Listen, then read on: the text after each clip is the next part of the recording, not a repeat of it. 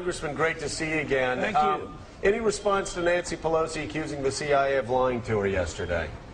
Well, I think it's great theater, and all this excitement over the torture and the CIA, I think is very beneficial, because it distracts from the steamroller of big government going on in Congress, and hopefully it'll be beneficial. But it's also beneficial in trying to find out what's going on. But just think, we wouldn't have this discussion if we had just followed the law. Our law prohibits torture as well as international law.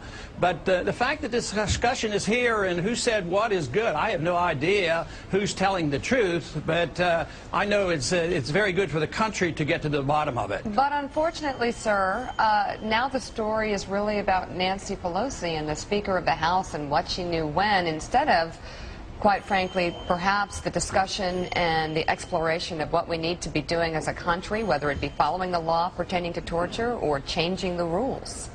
Yes, I know there are some shortcomings, but overall I think it's a benefit, because she might slow up on nationalizing health care and further nationalizing education. Maybe things will slow up because we are quickly socializing the country and spending ourselves into oblivion and bailing out all of Wall Street, so maybe that'll be a distraction from that. But you're right, maybe this will not lead to getting to the bottom of it, because the administration's not all that interested in prosecuting the people who broke the law. You know, Ron, I'm writing a book, have written a book talking about the future of the conservative movement, and I tried to go back to figure out when the big mess began that led to this collapse. And there were a few people, Peter Wallison at AEI, and even the New York Times article that was written in 1999 warning about Freddie and Fannie. A lot of warnings out there. Alan Greenspan also issued warnings. But I was stunned by reading a statement you made in the Banking Committee on September 10th, 2003. In fact, I reprinted the whole thing in my book. I want Americans who hear leaders saying every day, we could have never seen this coming. This was a shock. How did this happen? I want to read what you said 5 years before the collapse.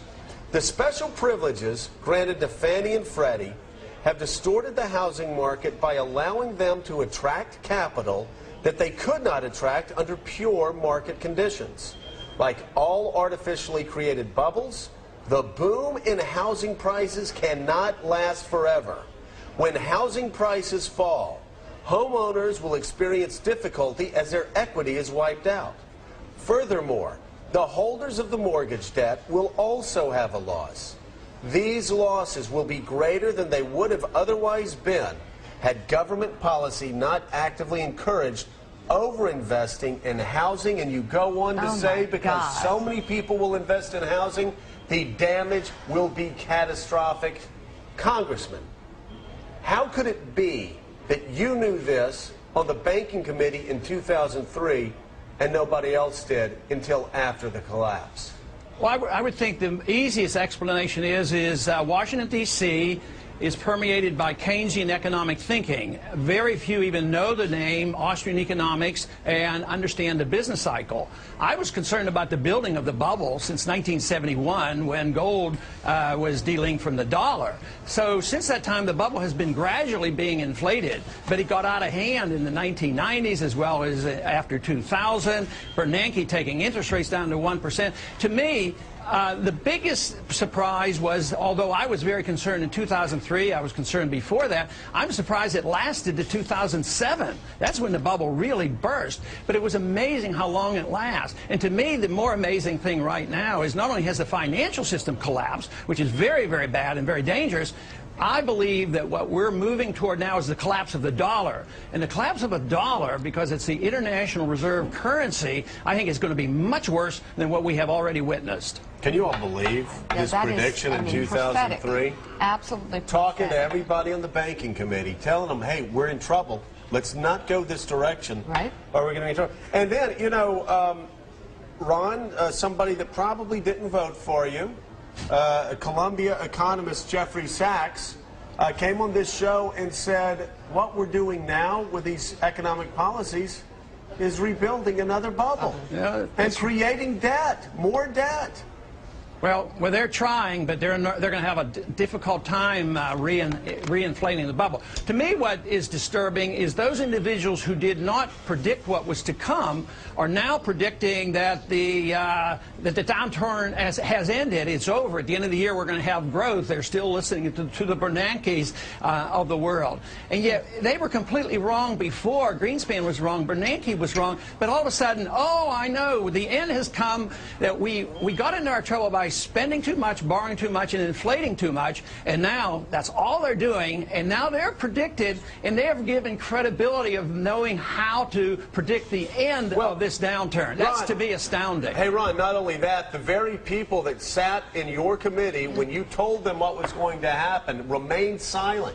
And in fact, some accusing you and other Republicans that were critical of Fannie and Freddie of being racists who hated poor people. Those very people that missed all the warning signs were then put in charge of the $1 trillion rescue. But Joe, you got to give them a little bit of credibility here on this argument, because I was still on the fringe back in 2003. Nobody cared what I was saying. Now at least I have 100 or 200 people who care, so I'm getting a little bit more attention. and it isn't so much me. I'm just reciting what I've learned by studying free market economics, and we haven't had free market economics. Now they're blaming capitalism for all these problems and not enough regulation. We've had crony capitalism. We've had inflationism, corporatism, big government. We've not had true free market capitalism, so we have to define it. Somebody asked me once, what individuals caused this problem? I would put it all on the shoulders of Keynes. And it's a long time since he's been around, but Keynesianism exists. Remember what Nixon told us? We're all Keynesians now. That was when the last link of the dollar to gold was removed, and since that time we've had nothing more than these bubbles and big government, but it is coming to an end. We can't afford this foreign policy or these bailouts any longer. Exactly. We are out of money. We've got to show restraint at home and restraint overseas. Carlos. Congressman, to that point about restraint at home and restraint overseas, how would you cut not just the deficit but the debt if you had the presidency here? Well, I would start overseas because politically it's more palatable.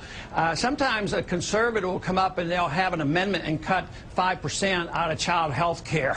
I don't believe in the government being involved in medical care, but that's not where I would cut. I would cut overseas spending. To operate our empire costs us $1 trillion. So I'd bring our troops home. I wouldn't be. We had this supplemental yesterday. The president asked for 84,000. What did the 84 billion? 84 billion. What did the Democrats do? They raised it by 14%, another 12 billion. The Republicans had one chance to cut.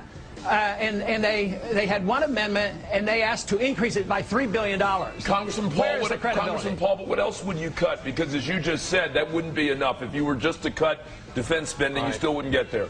How about getting rid of the Department of Education and Department of Agriculture? Just go down the list. Get rid of it. Cut the budget in half. But everything that's not constitutional, that's a good place to start. And there's not much that we do that is. Congressman, thanks so much for being with us. Thank you. Great talk.